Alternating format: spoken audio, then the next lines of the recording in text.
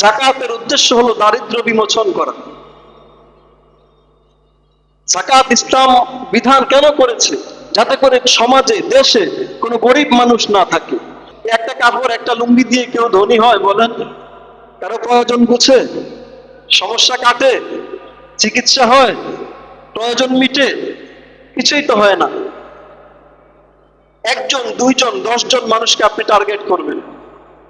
সমাজে দুই শ্রেণীর মানুষ আছে।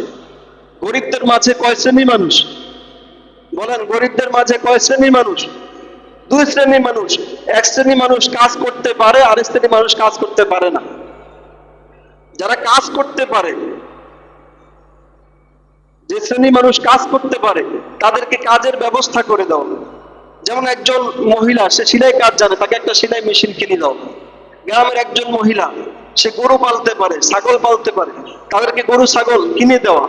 সে 1 বছর পালন করে এটাকে বিক্রি করলে সে নিজে বা যাকাত দিতে পারবে, ঠিক না? একজন মানুষ ভালো কাজ জানে কিন্তু যন্ত্রপাতি কেনার জন্য কাজটা করতে পারতেছে না, তো তাকে ওই যন্ত্রপাতিগুলো যাকাতের অর্থ দিয়ে কিনে দেওয়া।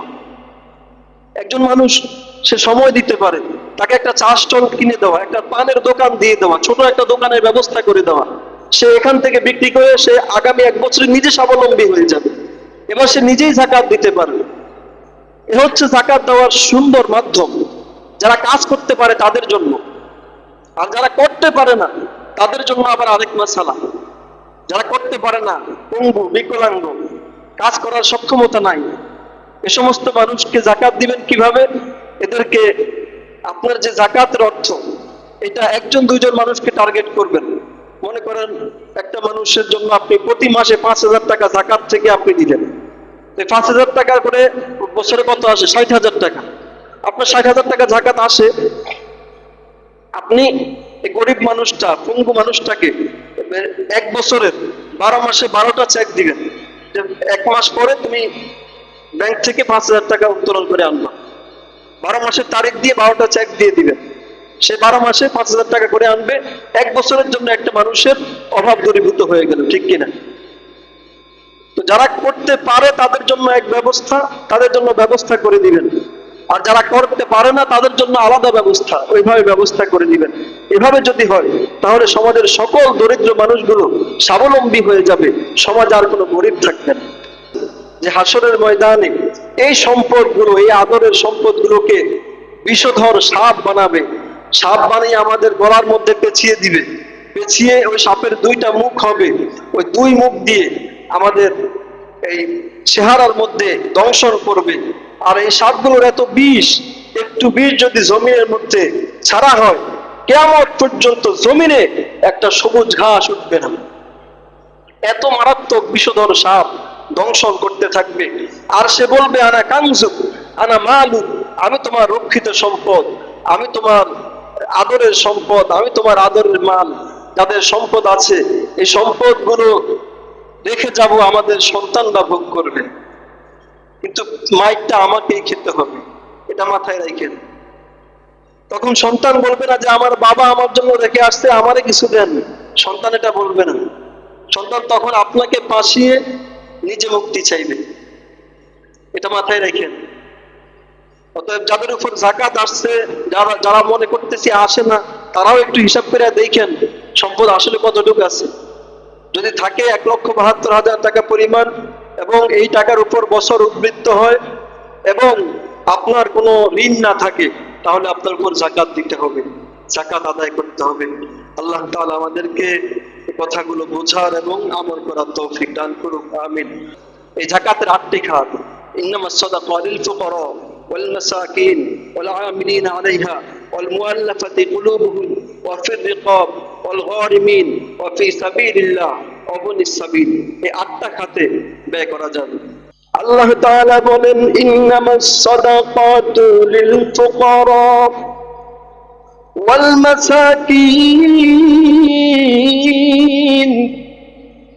ওয়াল আমিলিনা আলাইহা والمؤلفة قلوبهم وفي الرقاب والغارمين وفي سبيل الله وابن السبيل। আল্লাহ বলেন নিশ্চয় সাদাকা দিবে ফকিরদেরকে, মিসকিনদেরকে, ওয়াল আমিলিনা আলাইহা, যে যাকাত উসুল করার কাজে ব্যস্ত তাকে যাকাত দেওয়া যাবে। ওয়াল মুআল্লাফাতি কুলুবুহুম, এটা একটা খাম। মুআল্লাফাতি কুলুব, কাফির রিকাব, গোলাম আজাদ করার জন্য যাকাত দেওয়া বৈধতা আছে। গোলাম, কেউ কোনো গোলাম সে আজাদ হওয়ার জন্য তাকে যাকাত দিতে পারবে। ওয়াল গারিমিন, তার ঋণ পরিশোধ করার জন্য। অনেক সময় দেখা যায় অনেক গরিব মানুষ আপনার কাছ থেকে ঋণ নিছে, এখন আপনি মনে মনে বলতেছেন যে ঠিক আছে, ঋণ যখন সে দিতে পারে না তারটা আমি মাফ করে দিলাম। এভাবে করলে যাকাত আদায় হবে না। এটা করতে হলে আপনাকে কি করতে হবে, আপনি তার যাকাত তাকে দিয়ে দিবেন, দেওয়ার পরে এবার সে আপনাকে পরিশোধ করে দিবে, ওই টাকাটা আবার আপনাকে দিয়ে দিবে। এভাবে আপনি করতে পারবেন। কিন্তু মনে মনে যে আপনি সে অনেক আগে নিছে এখন পরিশোধ করতে পারে না এজন্য আপনি কেটে দিলেন, এটা হবে না, এভাবে আদায় হবে না। যারা ঋণগ্রস্ত, ঋণগ্রস্তের ঋণ পরিশোধ করার জন্য যাকাত দেওয়া যাবে। ওয়াফি সাবিলিল্লাহ, আর যারা আল্লাহর রাস্তায় আছে, আল্লাহর রাস্তায় অর্থাৎ যারা আল্লাহর রাস্তায় জিহাদ করতেছে, যারা আল্লাহর রাস্তায় দ্বীন শিখতেছে। এই আল্লাহর রাস্তায় এটা ব্যাপক শব্দ, আল্লাহর রাস্তার অনেক ব্যাখ্যা আছে। তো যারা আল্লাহর রাস্তায় আছে এদেরকে যাকাত দেওয়া যাবে। যেমন আমরা মাদ্রাসার ছাত্রদেরকে মাদ্রাসায় দিয়ে দিই, এই মাদ্রাসায় দিলে এটা এই খাতে ব্যয় হবে আল্লাহর রাস্তায়। তারা আল্লাহর রাস্তায় আছে, আল্লাহর রাস্তায় দ্বীন শিখতেছে তারা, এজন্য তাদের পিছনে এই যাকাতের অর্থ ব্যয় করা যাবে।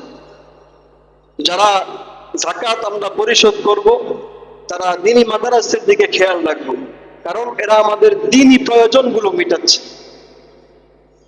আপনার এই যাকাতের অর্থ এই সমস্ত ছাত্রদের পিছনে ব্যয় হচ্ছে যারা দ্বীন শিখতেছে। এই দ্বীন শিখে তারা অন্যকে শিখাবে, এই দ্বীন শিখে তারা জাতির খেদমত করবে, দ্বীনের বিভিন্ন খেদমত আঞ্জাম দিবে।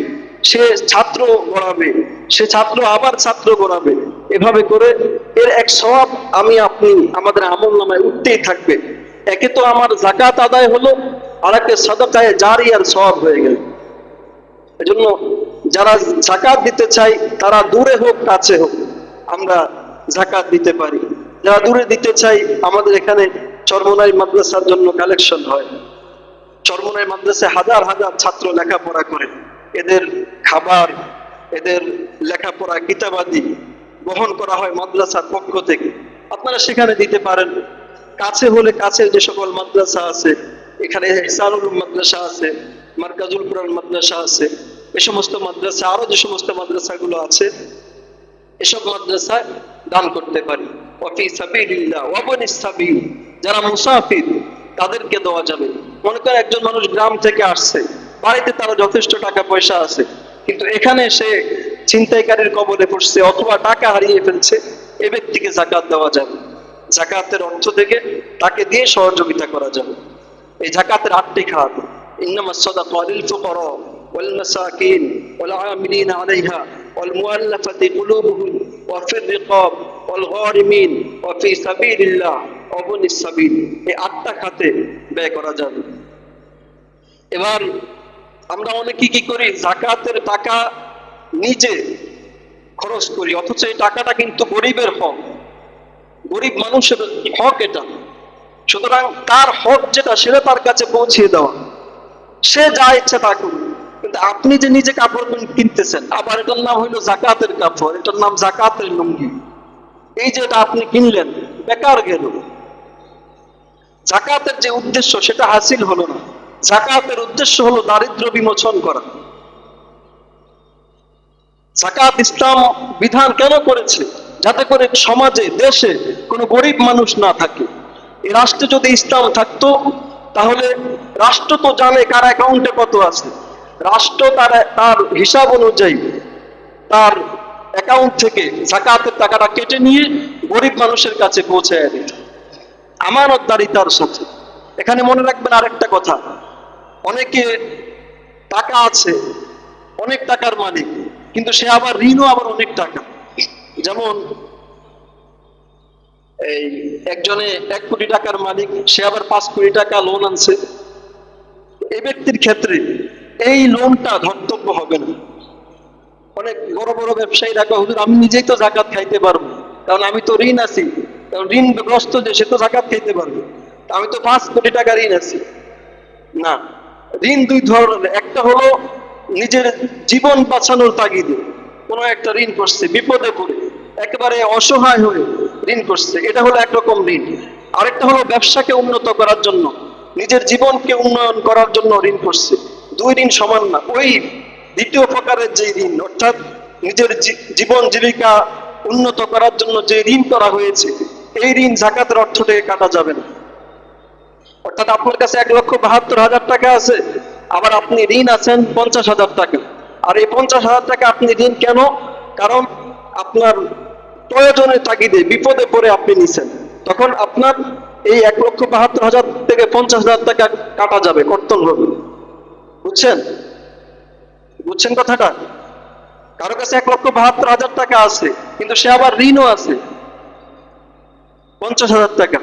এই 50,000 টাকা তার যদি এমন ঋণ হয় যেটা একেবারে বিপদে পড়ে নিছে, তাহলে কাটা যাবে। আর যদি এমন হয় যে সে উন্নত কোনো কাজের জন্য অথবা অনর্থক কোনো কাজের জন্য নিছে, তাহলে এটা কাটা যাবে না। তো যাকাত আমরা পরিশোধ করব সমাজে যারা গরিব এদেরকে স্বাবলম্বী করে দেওয়ার স্বার্থে। একটা কাপড় একটা লুঙ্গি দিয়ে কেউ ধনী হয় বলেন? কারো প্রয়োজন বুঝে, সমস্যা কাটে, চিকিৎসা হয়, প্রয়োজন মিটে? কিছুই তো হয় না। 1 জন 2 জন 10 জন মানুষকে আপনি টার্গেট করবেন। সমাজে 2 শ্রেণীর মানুষ আছে। গরিবদের মাঝে কয় শ্রেণীর মানুষ বলেন? গরিবদের মাঝে কয় শ্রেণীর মানুষ? 2 শ্রেণীর মানুষ। এক শ্রেণীর মানুষ কাজ করতে পারে, আরেক শ্রেণীর মানুষ কাজ করতে পারে না। যারা কাজ করতে পারে,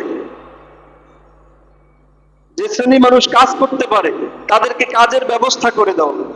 যেমন একজন মহিলা, সে সেলাই কাজ জানে, তাকে একটা সেলাই মেশিন কিনে দাও। গ্রামের একজন মহিলা, সে গরু পালতে পারে, ছাগল পালতে পারে, তাদেরকে গরু ছাগল কিনে দেওয়া। সে 1 বছর পালন করে এটাকে বিক্রি করলে সে নিজে বা জাকাত দিতে পারবে, ঠিক না? একজন মানুষ ভালো কাজ জানে, কিন্তু যন্ত্রপাতি কেনার জন্য কাজটা করতে পারতেছে না, তো তাকে ওই যন্ত্রপাতিগুলো জাকাতের অর্থ দিয়ে কিনে দেওয়া। একজন মানুষ, সে সময় দিতে পারে, তাকে একটা চা স্টল কিনে দেওয়া, একটা পানের দোকান দিয়ে দেওয়া, ছোট একটা দোকানের ব্যবস্থা করে দেওয়া। সে এখান থেকে বিক্রি করে সে আগামী 1 বছরে নিজে স্বাবলম্বী হয়ে যাবে, এবার সে নিজেই জাকাত দিতে পারবে। এ হচ্ছে জাকাত দেওয়ার সুন্দর মাধ্যম, যারা কাজ করতে পারে তাদের জন্য। আর যারা করতে পারে না তাদের জন্য আবার আরেক মাসালা। যারা করতে পারে না, পঙ্গু, বিকলাঙ্গ, কাজ করার সক্ষমতা নাই, এ সমস্ত মানুষকে জাকাত দিবেন কিভাবে? এদেরকে আপনার যে জাকাতের অর্থ, এটা 1 জন 2 জন মানুষকে টার্গেট করবেন। মনে করেন একটা মানুষের জন্য আপনি প্রতি মাসে 5,000 টাকা জাকাত থেকে আপনি দিলেন। 5,000 টাকা করে বছরে কত আসে? 60,000 টাকা। আপনার 60,000 টাকা জাকাত আসে।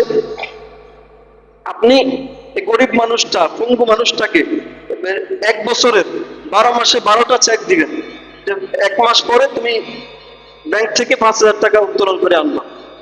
12 মাসের তারিখ দিয়ে 12টা চেক দিয়ে দিবেন। সে 12 মাসে 5,000 টাকা করে আনবে।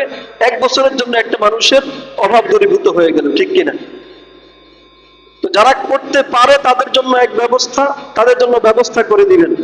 আর যারা করতে পারে না তাদের জন্য আলাদা ব্যবস্থা, ওইভাবে ব্যবস্থা করে দিবেন। এভাবে যদি হয় তাহলে সমাজের সকল দরিদ্র মানুষগুলো স্বাবলম্বী হয়ে যাবে, সমাজ আর কোনো গরিব থাকবে না। কিন্তু আমরা কি করি? গরিবের টাকা নিজে জাকাতের কাপড় কিনতেছি, নিজে লুঙ্গি কিনতেছি। কেন? এই টাকা খরচ করার অধিকার আপনাকে কে দিয়েছে? এটা খরচ করার অধিকার আপনার নাই। এটা খরচ করবে যে গরিব, সে নিজে খরচ করবে, সে কে তার চিকিৎসায় ব্যয় করবে। তার দরকার চিকিৎসা, আপনি দিতেছেন কাপড়, তার কি লাভ হয়েছে?